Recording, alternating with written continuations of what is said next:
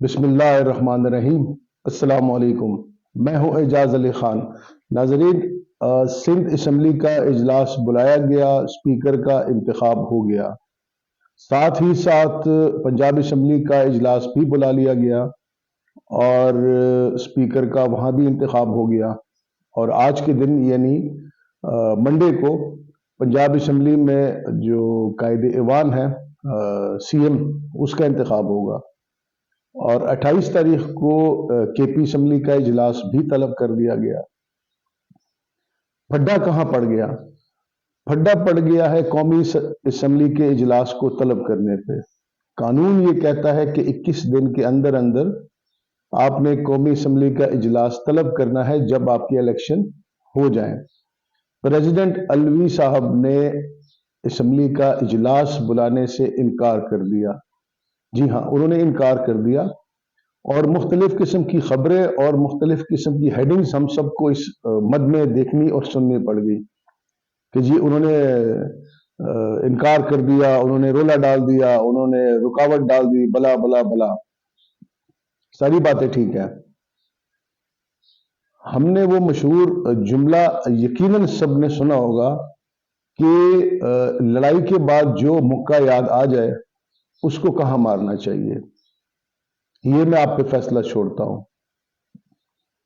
یہی پریزیڈنٹ الوی صاحب تھے جب ان کو پی ٹی آئی کے چیئرمین نے کہا کہ آپ نے دستخط نہیں کرنے، آپ نے الیکشن کی ڈیٹ اناؤنس کر دینی ہے۔ اس ٹائم یہ پریزیڈنٹ الوی صاحب کہاں پہ تھے؟ یہ تب بھی ہومیوپیتھک ڈاکٹر تھے اور یہ اب بھی ہومیوپیتھک ڈاکٹر ہے۔ یہ تب بھی ہومیوپیتھک پریزیڈنٹ تھے اور یہ اب بھی ہومیوپیتھک پریزیڈنٹ ہے۔ یہ کیا کرایا کس کا ہے؟ اس ٹائم اگر یہ اس ہمت کا مظاہرہ کر لیتے اور یہ الیکشن کی ڈیٹ اناؤنس کر لیتے، جس کے اوپر بعد میں سپریم کورٹ نے مہر بھی ثبت کی کہ یہ کام بیسیکلی پریزیڈنٹ کا تھا جو انہوں نے نہیں کیا، تو جب وہ اصل معاملہ انہوں نے نہیں کیا تو ان سے اب کس خیر کی توقع پی ٹی آئی کے دوست اور لوگ رکھتے ہیں؟ اس میں اب اس سے کیا ہوگا؟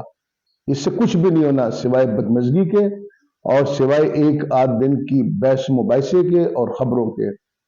ہونا وہی ہے جو ان کے الیکشن کا ڈیٹ اناؤنس نہ کر کے ہوا تھا، اب بھی وہی کچھ ہوگا۔ صرف اور صرف انہوں نے ایک راہ فرار اپنے لیے ڈھونڈنے کی کوشش کی ہے، یا انہوں نے پتہ نہیں ان کے مائنڈ میں کیا ہے کہ اب اس بات سے ان کو کیا حاصل ہوگا۔ جو انہوں نے کرنا تھا یہ کر چکے، اور یہ اپنی مدت بھی خیر سے پوری کر چکے، بلکہ آگے بھی نکل چکے ہیں۔ اس کے ساتھ ساتھ کل چودھری نثار صاحب نے بیان دیا، انہوں نے بھی دیا، اور اس سے ملتا جلتا بیان خاقان عباسی صاحب نے بھی دیا۔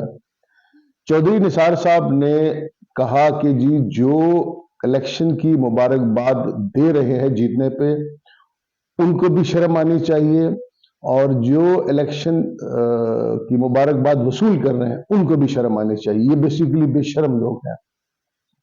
چودھری نثار صاحب، آپ کو یہ بات بہت دیر سے سمجھ آئی ہے کہ اس طرح کے جیت کے اوپر مبارکباد دینے والے اور مبارکباد لینے والے دونوں بے شرم ہیں۔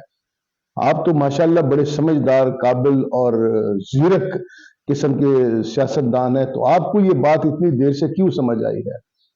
آپ کو تو کم از کم یہ بات پہلے دن سمجھ آ جانی چاہیے تھی، لیکن شاید اس وقت آپ بھی کچھ مصلحتوں کا شکار تھے، اور اب وہ مصلحتیں شاید سامنے نہیں ہیں، یا آپ کی ریکوائرمنٹ پوری نہیں ہو رہی، اس لیے آپ اب یہ جملے کہہ رہے ہو۔ میاں نواز شریف کو سر پہ کس نے چڑھایا تھا؟ اس کا فرنٹ مین سولجر کون تھا؟ اس کو ڈیفینڈ کون کرتا تھا؟ اس کی تعریفوں کے لیے گلا پھاڑ پھاڑ کے کون بولتا تھا؟ آپ بولتے تھے، آپ فرنٹ پہ آتے تھے، اور آپ ان کے لیے سب کو سلواتے سناتے تھے۔ آپ تھے، خاقان عباسی تھے، اور ابھی بھی آپ کہہ رہے تھے کہ جی میں نہیں ہٹوں گا۔ اگر آپ کو یہ شرم اور بے شرمی کی حقیقتوں کا پتہ ہوتا، یا آپ اس کو پہلے اشکارا کر دے، تو آپ اس طرح کا ہرگز نہ کرتے۔ آپ 30-35 سال ان کو ڈیفینڈ کرتے رہے، ان کے گروپ میں بیٹھے رہے، ان کے کلب میں بیٹھے رہے، اور اب آپ یہ گفتگو کر رہے ہیں۔ سب سے پہلے تو آپ کو معافی مانگنی چاہیے قوم سے کہ آپ نے ایک غلط آدمی کو، ایک غلط انکمپیٹنٹ آدمی کو سپورٹ کرتے رہے ہیں اور مسلسل سپورٹ کرتے رہے ہیں اور ہر دفعہ سپورٹ کرتے رہے اور ہر طریقے سے سپورٹ کرتے رہے ہیں، اور پھر آپ آگے کھڑے ہو جاتے ہیں کہ جی ان کو شرم آنی چاہیے۔ شرم سب کو آنی چاہیے، شرم سب کو آنی چاہیے، شرم ایک کو نہیں آنی چاہیے، بلکہ اس وقت ہم شاید پوری پاکستانی قوم کو شرم آ رہی ہے۔ لہذا ایسی گفتگو نہ کریں جس سے ہم عوام کو محسوس ہو کہ آپ ہمارے زخموں کے اوپر نمک پاشی کر رہے ہیں۔ اسی طریقے کی گفتگو کل غلام اسحاق ڈار نے بھی کل ایسی ہی گفتگو کی ہے۔ یعنی آپ اندازہ کریں کہ اسحاق ڈار، ان کے لیے تو شاید ہی کوئی لفظ بھی نہیں ہے جو کہ ان کے متعلق کہا جائے۔ یعنی وہ کہتے ہیں کہ جی اگر پریزیڈنٹ اسمبلی کا اجلاس کال نہیں کریں گے نیشنل اسمبلی کا تو اسپیکر خود سے 29ویں دن اس کو 21ویں دن اناؤنس کر دے گا۔ اسحاق ڈار صاحب، آپ کو پتا ہے آپ نے اپنے گھر پہ کیا لکھا ہے؟ آپ نے اپنے گھر پہ لکھا ہوا تھا حجویری ہاؤس۔ اپنا نہیں، اپنی پارٹی کا نہیں، اپنے ملک کا نہیں، اپنے عوام کا نہیں، اپنے رتبے کا نہیں، کم از کم اس نام سے ہی آپ شرم کر لیں۔ اب بھی آپ لیکچر دیتے ہیں اور اب بھی آپ فرنٹ فٹ پہ آ کے باتیں کرتے ہیں کہ جی ایسے ہو جائے گا، ویسے ہو جائے گا۔ آپ نے اس ملک کے ساتھ جو کیا ہے شاید سب سے گہرا کھڈا آپ کا ہو، اور اس کے باوجود آپ گفتگو کر رہے ہیں۔ آپ کو تو اپنے گھر سے باہر بھی نہیں نکلنا چاہیے، آپ کو تو رات دن استغفار پڑھنی چاہیے کہ آپ کو کس طریقے سے معافی تلافی ملے، آپ کو قدرت معاف کرے، اور آپ پھر بھی گفتگو کر رہے ہیں۔ نہ جانے اس خاندان کے نمک میں ایسی کیا تاثیر ہے کہ آپ سب کی عقل بھی شل ہو گئی ہے، آپ کی نظریں بھی شل ہو گئی ہے، اور آپ کی حس بھی شل ہو گئی ہے کہ آپ کو سمجھ ہی نہیں آ رہی کہ ہم اس ملک کے ساتھ کیا کر رہے ہیں۔ بے شمار خبریں، حقیقتیں یہ ہیں، فلانا وزیر اعلیٰ بن گیا، وہ سی ایم بنے گا، وہ پی ایم بنے گا، وہ ایسے ہوگا، وہ ویسے ہوگا۔ حقیقت بتائے قوم کو، آپ لوگ فیصلہ کرنے والے ہیں، آپ حقیقت بتائیں نا کہ کیا آپ کو فیصلہ کرنے کا اختیار ہے؟ آپ اپنے ضمیر سے پوچھیں۔ لیکن مصیبت یہ ہے کہ آپ نے اپنی ضمیر بھی پارٹیوں کو بیچے ہوئے ہیں، آپ کا ضمیر بھی نہیں ہے، آپ صرف چابی کے پتلے ہیں اور بس۔ صورتحال دن بدن گمبھیر ہوتی جا رہی ہے، اور عوام کا خیال کسی کو ذرا بھر بھی نہیں ہے، کسی کو بھی ذرا بھر نہیں ہے۔ اوپر سے سونے پہ سہاگا۔